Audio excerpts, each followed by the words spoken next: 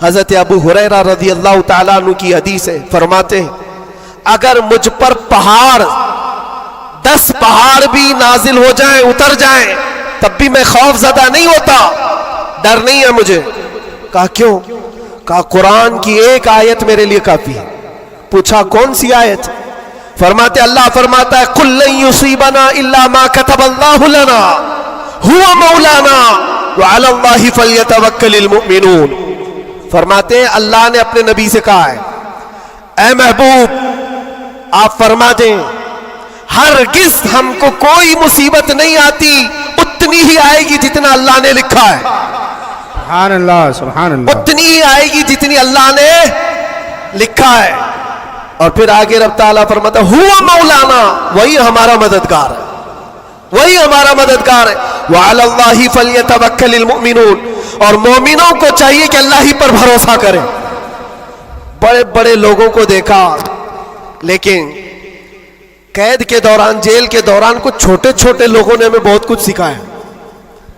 गुजरात के एक छोटे से गांव का रहने वाला कैदी आ गया था, मानसिक संतुलन बिगड़ा हुआ था, घर वाले भी चाहते थे अंदर ही रहे, छुड़ाना भी नहीं चाहता था कोई, उठा पटक ज्यादा करता था, जवान था और अंदर रहा।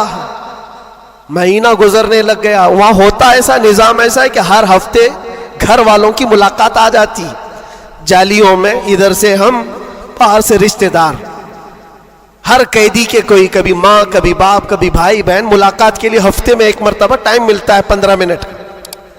लेकिन इस बंदे का कोई आता ही नहीं था, मिलने भी नहीं आए।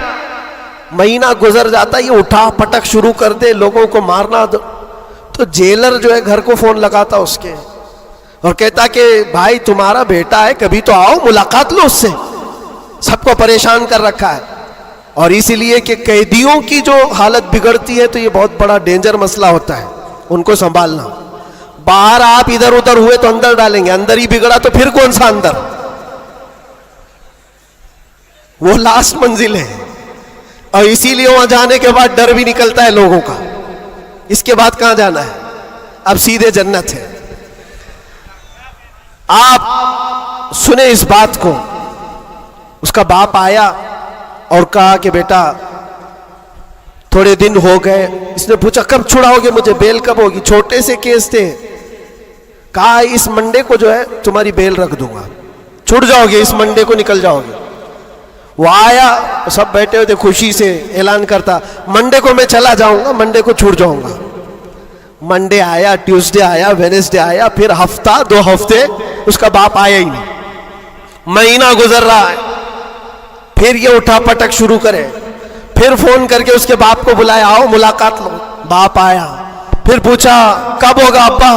कहा मैं थोड़ा सा काम में बिजी था, इस मंडे तो तेरा हो जाएगा, इस मंडे को हो जाएगा।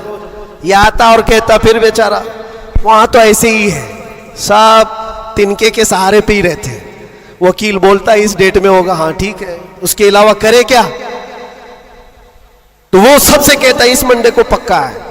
वो भी गया मंडे, फिर 1 महीना गुजरा, ये 6 महीने उसका बाप हर मंडे को ही बोलता था, बार बार आए, तवज्जो चाहता हूं। और हालत ऐसी हो गई 6 महीने के बाद वो बाप से मिलकर के अंदर आ रहा है, सारे कैदी खुद ही बोलने लगे इस मंडे को है ना तेरा।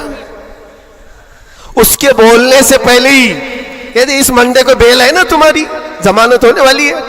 उसको हर्ट हो गया, तकलीफ हो गई। जब दिल पर किसी के चोट लगती है तो टूटे हुए दिलों की बहुत जल्दी सुनी भी जाती है। उसने झल्ला करके कहा था, गाली दे करके कहा था, क्रिमिनल था, गाली दे करके कहा था सबको, तुम लोग मेरा मजाक उड़ा रहे हो, मेरे बाप की वजह से या जेलर की वजह से मैं अंदर नहीं हूं, मेरा खुदा इतने दिन का लिखा है और जिस दिन लिखेगा तुम सब देखते रहोगे, मैं चला जाऊंगा। क्या बात है, वाह वाह। हमने सोचा ये कहां से इतना बड़ा ईमान आया। और इत्तेफाक से शनिचर के दिन वो अपने बाप से मिलकर के आया था, उसको चिढ़ाया गया था और वो बिफर करके इस तरह की बात किया था। और मंडे के दिन उसका बाप जमानत का बीड़ा लेकर आ ही गया और वो हंसते खुशी से जा रहा था और कहा मैं नहीं कह रहा था, मेरा खुदा जब तक लिखा हुआ है तब तक मैं यहां रहूंगा, किसी के बाप की ताकत नहीं हमें अंदर रखने की। इसीलिए मैं कहता हूं मेरे अजीजों, जो भी मुसीबतें आएंगी, हमारा अकीदा है अल्लाह ने फरमाया उतनी पहुंचेंगी जितनी अल्लाह ने लिखा है, और मददगार भी वही है, मददगार भी वही है। मैं इससे